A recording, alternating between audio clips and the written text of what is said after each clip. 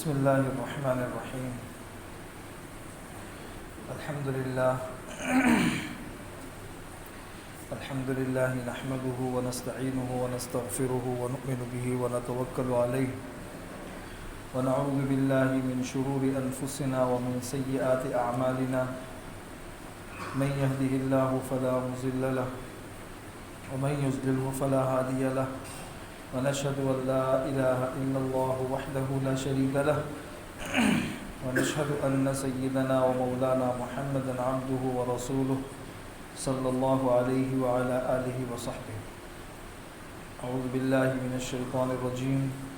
بسم الله الرحمن الرحيم.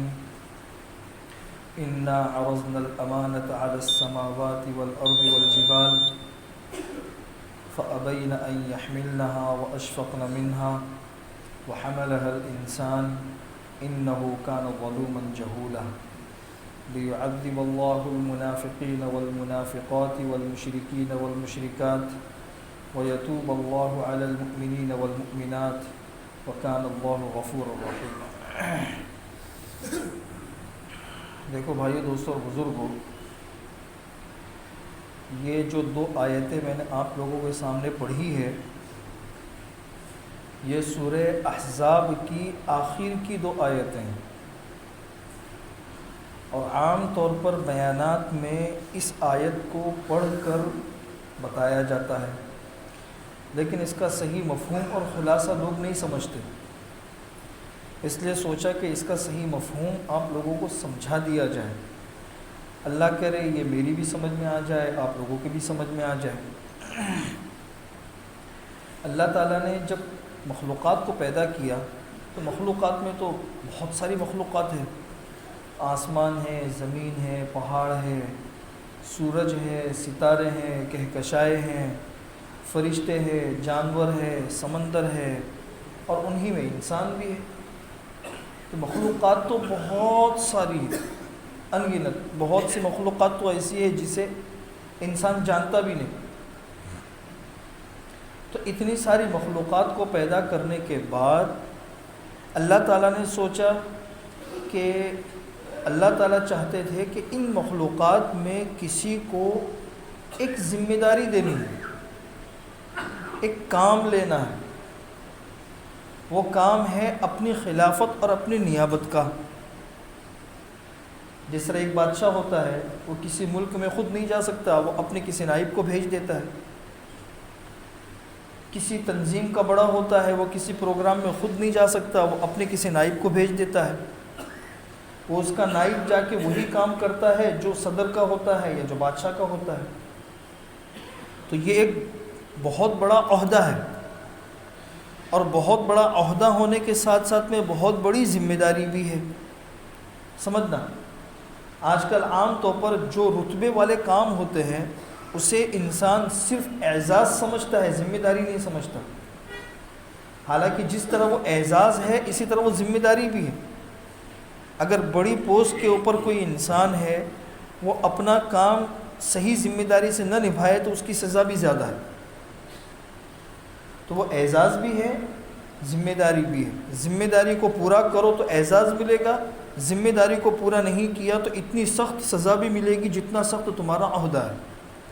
تو وہ عہدے سے زیادہ وہ چیز ذمہ داری کی ہوتی ہے. ذمہ داری کو نبھانے والا بہت اونچا چلا جاتا ہے، اور ذمہ داری کو نہیں نبھایا تو بہت نیچے آ جاتا ہے. تو اللہ تعالیٰ چاہتے تھے کہ ان ساری مخلوقات میں ایک مخلوق ایسی کہ جسے میں اپنا نائب بناؤں، اللہ کا نائب، اللہ کا خلیفہ. ذمہ داری بہت بڑی ہے. اس کو قرآن کریم کی اصطلاح میں امانت کہتے ہیں. امانت جو اس آیت میں ہے، امانت کا مطلب ہے احکامات شرعیہ کا پابند کسی کو بنانا. یہ ایک بہت بڑی ذمہ داری تھی. اللہ تعالیٰ یہ ذمہ داری کسی ایک مخلوق کو دینا چاہتے تھے. اب ظاہر سی بات ہے کہ کسی انسان کو اگر آپ کوئی ذمہ داری دینا چاہتے ہیں تو ذمہ داری دینے سے پہلے آپ ٹھوک بجا کر دیکھتے ہیں کہ نہیں کہ اس میں یہ کام کرنے کی صلاحیت ہے یا نہیں. ابھی ایسا ہی ہے نا. اگر آپ کو گھر بنانا ہے، آپ کو انجینئر کی ضرورت ہے، تو کام ہے آپ کا انجینئرنگ کا، آپ کو کام لینا ہے انجینئرنگ کا، تو آپ اس کام کو پیش کرتے ہیں لوگوں کے اوپر کہ کس میں اس انجینئرنگ کے کام کرنے کی صلاحیت ہے۔ اس کام اور صلاحیت کا موازنہ کر کے جس میں اس کی صلاحیت ہوتی ہے اسے آپ کام دیتے ہیں۔ صحیح؟ آپ کی طبیعت خراب ہوتی ہے، آپ کو علاج کرانا ہے، تو علاج کرانا آپ کو ایک کام ہے، اس کام کو آپ پیش کرتے ہیں لوگوں کے اوپر کہ کون ہے جو اس بیماری کا اچھے سے علاج کر سکتا ہے، کس میں صلاحیت ہے، اس صلاحیت کو آپ چیک کرتے ہیں لوگوں میں۔ تو جس میں یہ صلاحیت ہوتی ہے، آپ دیکھتے ہیں آپ ایک ڈاکٹر ہے، اتنا پڑھا ہوا ہے، اس میں یہ صلاحیت ہے، آپ اس کے سامنے جا کے اپنا کام پیش کرتے ہیں، لو بھئی یہ میرا کام ہے۔ یہی تو ہے نا؟ ایسا تو نہیں ہے کہ آپ کی طبیعت خراب ہوئی تو آپ ڈائریکٹ اپنے آپ کو پیش کر دو کہ بہت بڑے بلڈر کا، ارے بھائی اتنے بڑے بلڈر ہیں، ساری دنیا میں مشہور ہے، اتنا بڑا انسان ہے تو ظاہر سی بات ہے میرا علاج بھی کر سکتا ہے۔ بھئی اس کی فیلڈ الگ ہے اور یہ فیلڈ الگ ہے، ہر فیلڈ کے کام الگ الگ ہوتے ہیں۔ تو اللہ تبارک و تعالیٰ نے جب یہ امانت والا بوجھ دینے کا ارادہ کیا کہ ان ساری مخلوقات میں کسے یہ امانت والا بوجھ دوں، یہ ذمہ داری کسے دوں، تو اللہ تبارک و تعالیٰ نے اس امانت والی ذمہ داری اور مخلوقات کی صلاحیت ان کے درمیان موازنہ کیا کہ کس میں یہ صلاحیت ہے۔ چنانچہ جتنی بڑی بڑی مخلوقات تھی سب کے سامنے موازنہ کیا۔ پہاڑ اتنی زبردست اور طاقتور مخلوق ہے، اس کے سامنے موازنہ پیش کیا کہ بھئی امانت والی ذمہ داری اور پہاڑ کے اندر صلاحیت ہے؟ نہیں بھئی نہیں ہے، پہاڑ کے اندر اس امانت والے بوجھ کو سنبھالنے کی صلاحیت ہے ہی نہیں۔ آسمانوں کو دیکھا، آسمانوں کے اندر بھی صلاحیت نہیں ہے۔ زمینوں کو دیکھا، اس کے اندر بھی یہ صلاحیت نہیں ہے۔ سمندروں کو دیکھا، اس کے اندر بھی یہ صلاحیت نہیں ہے۔ غرض چھوٹی بڑی تمام مخلوقات کی صلاحیتوں کا اور امانت والی ذمہ داری کا اللہ تبارک و تعالیٰ نے موازنہ کیا تو کسی میں یہ صلاحیت تھی ہی نہیں۔ اس کو اللہ تعالیٰ کہہ رہے ہیں اِنَّا عَرَضْنَا الْأَمَانَةَ، ہم نے امانت کو پیش کیا، عَلَى السَّمَاوَاتِ وَالْأَرْضِ وَالْجِبَالِ، آسمانوں پر، زمین پر اور پہاڑوں پر۔ یہ تین مخلوقات کا اللہ نے تذکرہ کیا ہے۔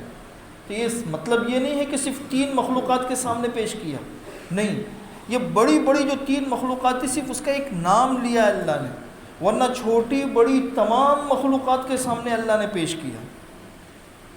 اچھا، یہاں پہ پیش کرنے کا وہ مطلب بھی نہیں ہے کہ جیسے ایک جانور ہے اس کے سامنے ہم چارہ پیش کرتے ہیں کہ وہ کھاتا ہے کہ نہیں کھاتا ہے، اس طرح اللہ نے امانت کو پیش نہیں کیا۔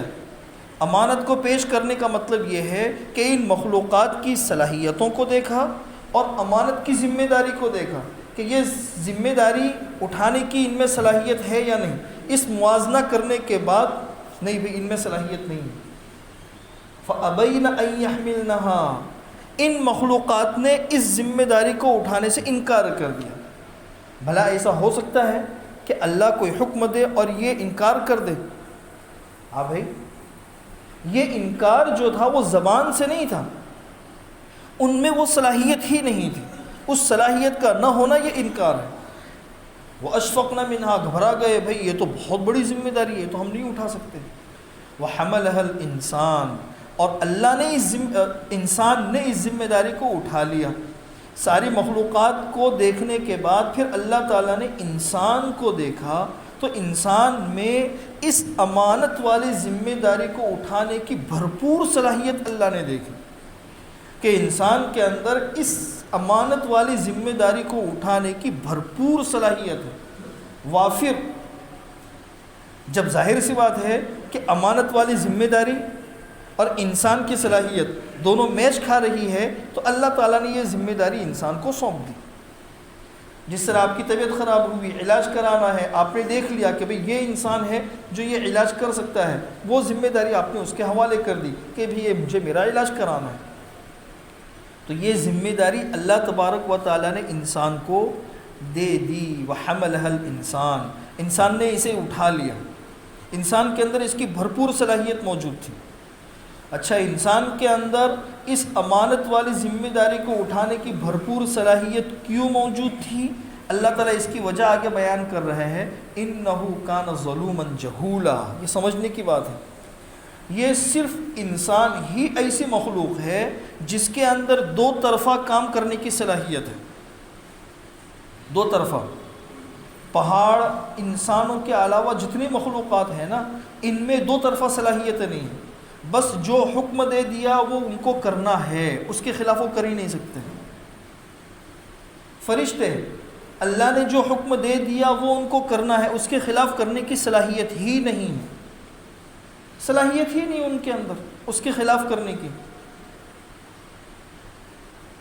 انسان ایک ایسی مخلوق ہے کہ اللہ نے جو احکامات دیے ہیں اسے کرنے کی بھی صلاحیت ہے اور اسے نہ کرنے کی بھی صلاحیت ہے۔ نماز پڑھنے کا حکم دیا اللہ نے، انسان میں اللہ نے یہ صلاحیت بھی دی ہے کہ وہ اس حکم کو پورا کرے اور نماز پڑھے، اور انسان میں اللہ نے یہ صلاحیت بھی دی ہے کہ اس حکم کو نہ مانے اور نماز نہ پڑھے۔ دونوں باتوں کا اختیار ہے۔ اللہ نے انسان کو حکم دیا ہے انصاف کرنے کا، تو انسان میں یہ صلاحیت بھی موجود ہے کہ اللہ کے حکم کو پورا کرے اور انصاف کرے، اور یہ صلاحیت بھی موجود ہے کہ اللہ کا حکم نہ مانے اور ظلم کرے۔ ہاں بھائی، دونوں صلاحیتیں ہیں نا انسان میں۔ اللہ نے انسان کو حکم دیا ہے کہ علم حاصل کرے، صحیح علم حاصل کرے، تو انسان کے اندر علم حاصل کرنے کی بھی صلاحیت ہے، اور اللہ کے اس حکم کو نہ مان کر جاہل رہنے کی بھی صلاحیت ہے انسان میں۔ دو طرفہ صلاحیتیں ہوئی نہیں ہوئی؟ اللہ نے انسان کو حکم دیا ہے کہ وہ نافرمانی سے بچے، تو نافرمانی سے بچنے کی بھی صلاحیت، اور اس حکم کے خلاف ورزی کر کے نافرمانی کرنے کی بھی صلاحیت۔ تو انسان میں چونکہ دو طرفہ صلاحیت موجود تھی، اور یہی مخلوق اس امانت والی ذمہ داری کو اٹھا سکتی تھی، اس لیے اللہ تبارک و تعالیٰ نے یہ ذمہ داری کس کو دے دی بھائی؟ انسان کو دے دی۔ یہ مطلب ہے اِنَّهُ كَانَ ظَلُومًا جَهُولًا، کہ یقیناً انسان بہت ظلم کرنے والا اور بہت جاہل ہے۔ مطلب کیا ہے؟ یہ دیوار ہے، اس دیوار کو آپ ظالم کہہ سکتے ہو بھائی؟ آپ چل رہے ہو اندھیرے کے اندر، اچانک ٹھوکر لگ گئی، آپ کو چوٹ لگ گئی، بہت خون نکلنے لگا، تو آپ دیوار کو ظالم کہہ سکتے ہو؟ نہیں کہہ سکتے۔ کیوں؟ اس لیے کہ ظلم کے خلاف انصاف کرنے کی اس کے اندر صلاحیت ہی نہیں ہے۔ آپ جاہل کہہ سکتے ہو؟ نہیں کہہ سکتے، اس لیے کہ جاہل کے مقابلے میں عالم بننے کی اس کے اندر صلاحیت ہی نہیں ہے، تو عالم نہیں تو جاہل بھی نہیں۔ اور انسان ظلوم ہے، ظلم کا مطلب بہت ظلم کرنے والا۔ کیوں؟ اس لیے کہ وہ انصاف بھی کر سکتا ہے، جب انصاف بھی کر سکتا ہے تو وہ ظالم بھی ہے اور انصاف بھی کر سکتا ہے، اور بہت زیادہ جاہل ہے۔ کیوں؟ اس لیے کہ وہ اس جہل کو ختم کرنے کے لیے علم کی روشنی حاصل کر سکتا ہے، عالم بن سکتا ہے۔ یہ دیوار ہے، اس کو بد نظری کرنے کا کوئی گناہ نہیں، اور بد نظری سے بچنے کا کوئی ثواب بھی نہیں، اس لیے کہ نہ بد نظری کرنے کی صلاحیت ہے، نہ بد نظری سے بچنے کی اس میں صلاحیت ہے۔ انسان میں دونوں صلاحیتیں ہیں، اس لیے بد نظری کرے گا تو اس پر سزا بھی ملے گی، اور بد نظری سے بچے گا تو ثواب بھی ملے گا۔ آ رہی بھی بات سمجھ میں؟ تو انسان میں یہ دو طرفہ صلاحیتیں تھیں، اس کے اندر یہ صلاحیت تھی، اللہ نے یہ ذمہ داری اس کو دے دی۔ اچھا، اب اس ذمہ داری دینے کا انجام کیا ہوگا؟ اللہ نے ذمہ داری تو دے دی، انجام میں نے آپ کو بتا دیا کہ جس انسان کا عہدہ جتنا بڑا ہوتا ہے اس کی نزاکت بھی اتنی بڑی ہوتی ہے۔ جو اس عہدے کو اچھے طریقے سے نبھاتا ہے، ذمہ داری کو اچھے طریقے سے نبھاتا ہے، اس کو اعزاز ملتا ہے، انعامات بھی ملتے ہیں، ترقیات بھی ملتی ہیں۔ اور جو اس ذمہ داری کو اچھے سے نہیں نبھاتا تو ظاہر سی بات ہے اس کو سزا ہوتی ہے، اور عہدے کے حساب سے ہی سزا ہوتی ہے، جتنا بڑا عہدہ اتنی بڑی سزا۔ تو انسان کو چونکہ اللہ تعالیٰ نے اتنا بڑا عہدہ اور اتنی بڑی ذمہ داری دے دی جو ساری مخلوقات میں سے کسی کو نہیں دی، تو اس کا انجام یہ ہوگا کہ اس ذمہ داری کو کچھ لوگ پورا نہیں کریں گے، جس کے نتیجے میں ان کو سزا ہوگی۔ لِيُعَذِّبَ اللَّهُ الْمُنَافِقِينَ وَالْمُنَافِقَاتِ وَالْمُشْرِكِينَ وَالْمُشْرِكَاتِ، منافق مرد اور عورتیں، بے ایمان مرد اور عورتیں، اللہ تعالیٰ ان کو سزا دے گا۔ یہ کون لوگ ہیں؟ جنہوں نے ذمہ داری کو پورا نہیں کیا، اور جو اس ذمہ داری کو پورا کریں گے ان کو بہت بڑا رتبہ ملے گا۔ وَيَتُوبَ اللَّهُ عَلَى الْمُؤْمِنِينَ وَالْمُؤْمِنَاتِ، اللہ تبارک و تعالیٰ ایمان والے مردوں اور عورتوں کو کی توبہ قبول کریں گے، اور پھر جس کا جیسا رتبہ ہوگا اس کے حساب سے اس کو رتبہ دیں گے۔ یہاں پہ لام جو ہے، جو لوگ عربی زبان سے واقف ہے صرف ان کے لیے بتا رہا ہوں، اصل مزہ انہی لوگوں کو آئے گا۔ یہاں پہ لام جو ہے یہ لام عاقبت ہے، انجام بتایا گیا ہے کہ یہ جو ذمہ داری امانت والی دی گئی ہے اس کا انجام یہ ہوگا کہ کچھ لوگوں کو سزا ملے گی، کچھ لوگوں کو انعامات ملیں گے۔ علت اور وجہ نہیں ہے، یعنی اللہ تعالیٰ نے انسان کو امانت اس وجہ سے نہیں دی ہے کہ کچھ لوگوں کو سزا دے، کچھ لوگوں کو انعام دے، اس وجہ سے نہیں، بلکہ اس کا انجام یہ ہوگا۔ اس لیے کہ اللہ تبارک و تعالیٰ جو ہے نا، ان کے کاموں میں حکمت ضرور ہوتی ہے، لیکن اللہ کے کام اغراض کے لیے نہیں ہوتے۔ سمجھ لو، اللہ کا کوئی کام کسی غرض کے لیے نہیں ہوتا۔ میں کھانا کھا رہا ہوں، میری غرض کیا ہے؟ میرا پیٹ بھر جائے، ٹھیک ہے۔ میں پانی پیتا ہوں، میری غرض کیا ہے؟ پیاس بجھ جائے۔ میں نکاح کرتا ہوں، غرض کیا ہے؟ انسان کی خواہش پوری ہو اور انسان کی نسل چلے، انسان کو سکون ملے۔ انسان کماتا ہے، کیوں کماتا ہے؟ تاکہ اس کی جو اخراجات ہیں وہ پورے ہو۔ تو انسان کے سارے کام اغراض کے لیے ہوتے ہیں، اللہ کا کوئی کام کسی غرض کے لیے نہیں ہوتا، اللہ کو کسی غرض کی کوئی ضرورت نہیں۔ تو اللہ نے یہ امانت اس لیے نہیں دی ہے کہ کچھ لوگوں کو سزا دے، کچھ لوگوں کو انعام دے۔ لوگوں کو یہی اشکال ہوتا ہے نا، عام طور پر لوگ اشکال کرتے ہیں، ارے بھائی یہ انسان جو ہے اس کو سزا ہوئی تو بھائی اس نے گناہ کا کام کیا تو اللہ نے لکھا ہوا تھا پہلے سے، اسی لکھے ہوئے کے مطابق اس نے گناہ کا کام کیا تو پھر اس کو سزا کیوں ملی؟ اللہ نے جو چاہا تھا وہی ہوا۔ تو اسی کا میں نے جواب دے دیا کہ اللہ نے سزا دینے کے لیے گناہوں کو مقرر نہیں کیا ہے، اللہ نے ثواب دینے کی غرض سے انسانوں کو نیک اعمال کی ترغیب نہیں دی ہے، غرض نہیں، انجام یہ ہوگا۔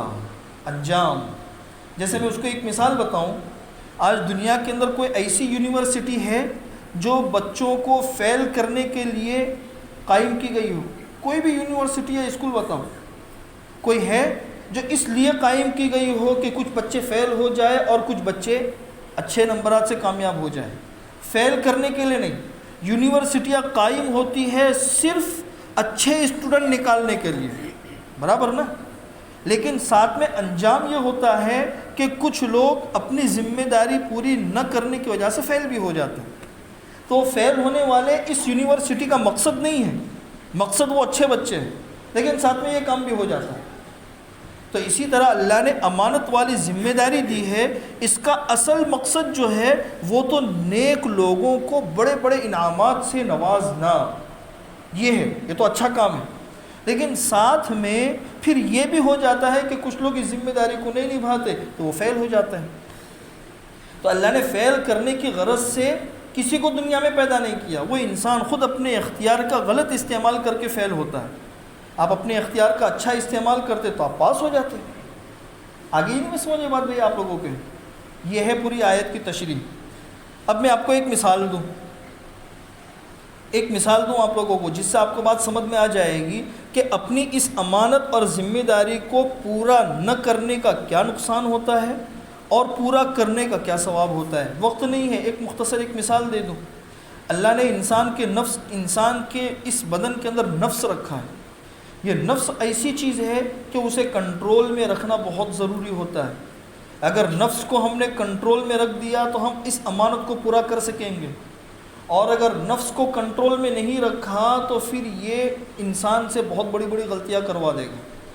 عارف رومی رحمۃ اللہ علیہ بہت بڑے بزرگ گزرے ہیں، انہوں نے ایک مثال لکھی ہے کہ ایک سپیرا تھا، سپیرا جو سانپ پکڑتے ہیں نا، جو لوگ سانپ پکڑتے ہیں، وہ ایک مرتبہ جنگل میں گیا، ٹھنڈی کا موسم تھا، اور بعض علاقوں کے اندر ٹھنڈی اتنی خطرناک ہوتی ہے کہ برف برستی ہے۔ چاروں طرف برف. اس ٹھنڈی اور برف کے بیچ میں ایک اژدہے کو دیکھا جو بالکل بے ہوش پڑا ہے, کوئی حرکت نہیں اس کے اندر.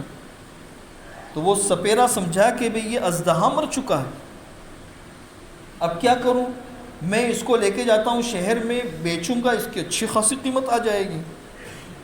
اژدہا مرا ہوا مل جائے, اژدہے کو تو مارنا پڑتا ہے, مرا ہوا مل گیا تو اس کی تو بہت ساری قیمت آ جائے گی.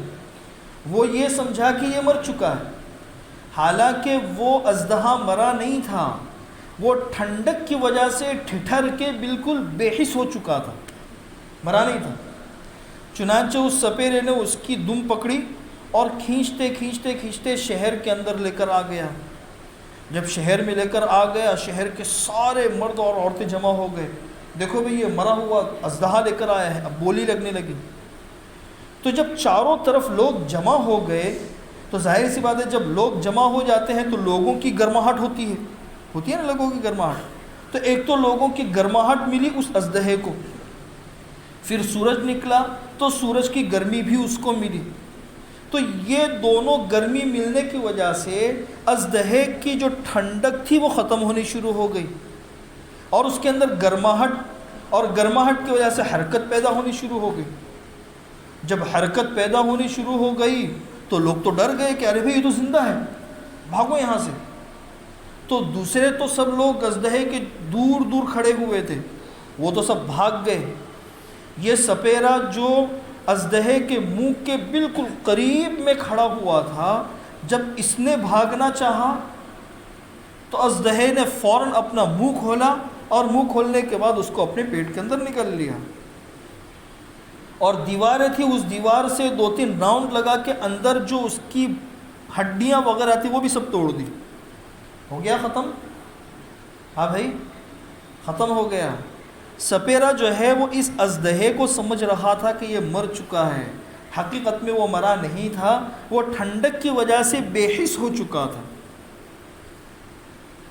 عارف رومی رحمۃ اللہ علیہ ارشاد فرماتے ہیں کہ انسان کے اندر اللہ نے جو نفس رکھا ہے, اس نفس کی بھی مثال اژدہے کی طرح ہی ہے, اژدہے کی طرح ہی ہے.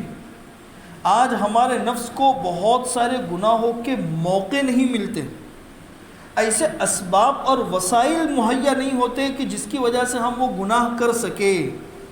انسان کیا سمجھتا ہے کہ میرے نفس کا اژدہا مر چکا ہے, نہیں, وہ ٹھنڈک کی وجہ سے بے حس پڑا ہوا ہے. ٹھنڈک ہے اس لیے کہ اسباب اور وسائل نہیں ہے اس کے پاس میں, اسباب اور وسائل نہیں ہیں, اس کو مرا ہوا مت سمجھو. اللہ کی ایسے نفس سے پناہ مانگتے رہو, یہ مرا نہیں ہے. اس نفس کے اژدہے کو جو ٹھنڈک میں ٹھٹھرا ہوا پڑا ہے, اس کو 2 چیزیں گرماہٹ دیتی ہیں, ایک اللہ کی اطاعت سے بغاوت, اور ایک دنیا کی محبت, اور دنیا پہ اندھی محبت دنیا کی. یہ 2 چیزیں ایسی ہیں جو اس نفس کے اژدہے کو گرماہٹ پہنچاتی ہے.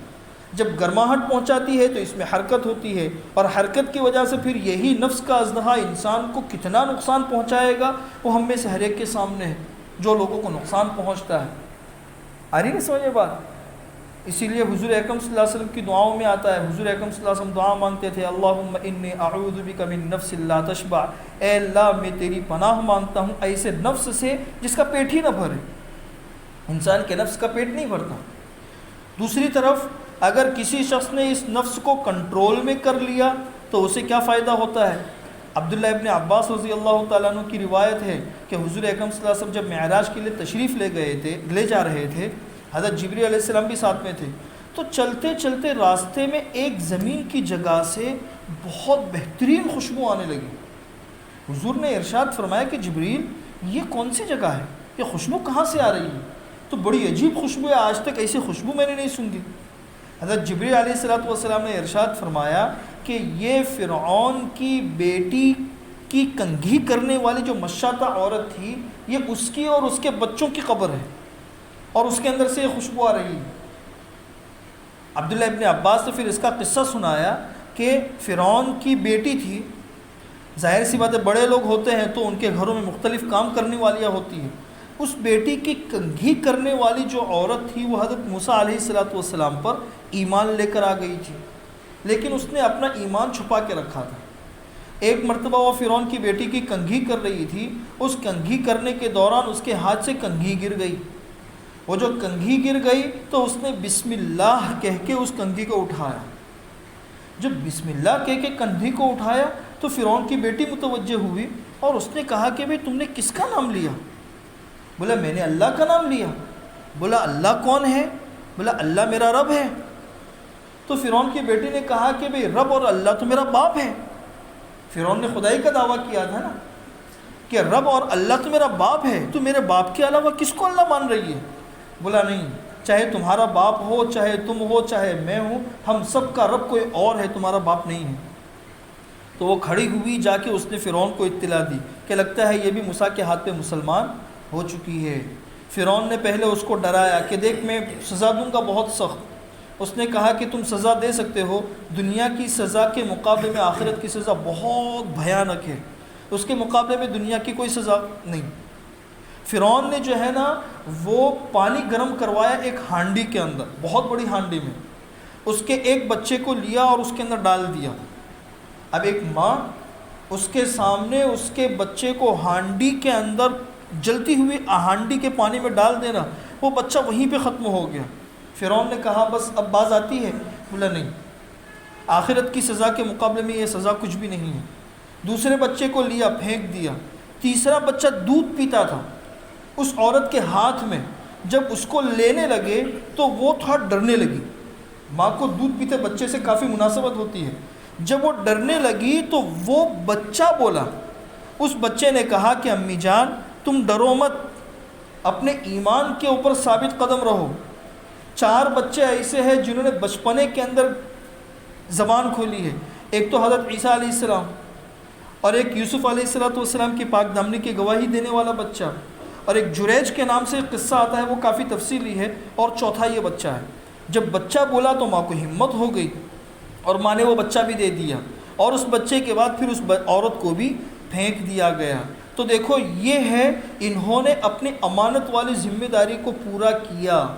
تکلیفیں بہرحال انسان کو آتی ہے، یہاں نہیں تو وہاں، یہاں کی تکلیف نہیں اٹھائی تو وہاں کی تکلیف اٹھانی ہے، لیکن یہاں کی تکلیف اٹھا لی، اس امانت والی ذمہ داری کو پورا کیا تو اللہ تبارک و تعالیٰ نے اس کو وہ بدلہ دیا کہ دنیا کے اندر اس کی قبر سے خوشبو، اور ظاہر سی بات ہے اس کے ساتھ میں کیسا اکرام اور انعام کا معاملہ ہوگا وہ تو ہم میں سے ہر ایک کے سامنے ہے۔ اللہ تبارک و تعالیٰ شکور ہے۔ تو اس کو کہتے ہیں امانت والی ذمہ داری۔ آج کل ہم کہتے ہیں یار اتنی تکلیفیں ہے، اتنی پریشانی ہے، یہ ہے وہ ہے۔ ارے بھائی جب تم کو اتنی بڑی ذمہ داری دی گئی ہے تو تکلیف تو ہونی ہی ہونی ہے۔ دوسری مخلوقات کو یہ ذمہ داری نہیں دی گئی تو ان کو تکلیف بھی نہیں۔ جس کو ذمہ داری دی گئی ہے تو اس کو تکلیف تو ہوگی ہی۔ ہم یہ سوچیں کہ بھائی ہماری 10 انگلیاں گھی میں رہے، ہمارا سر کڑھائی کے اندر رہے، اور دنیا میں بھی اچھے سے رہے، وہاں بھی اچھے سے رہے، ایسا تو نہیں ہو سکتا بھائی۔ انسان کو صحیح بات پر رہنے کے لیے کچھ نہ کچھ تو تکلیفیں برداشت کرنی ہی کرنی ہے۔ یا تو یہاں کی اٹھا لو تکلیف، یا تو وہاں کی برداشت کر لو، ہے نا۔ یہ آخری کی سورہ احزاب کے اخیر کی 2 آیتیں ہیں۔ ان 2 آیتوں کی مختصر میں نے آپ لوگوں کے سامنے تشریح کر دی۔ اللہ تبارک و تعالی ہمیں اس بات کو سمجھنے کی اور سمجھ کر اس پر عمل کرنے کی توفیق نصیب فرمائے۔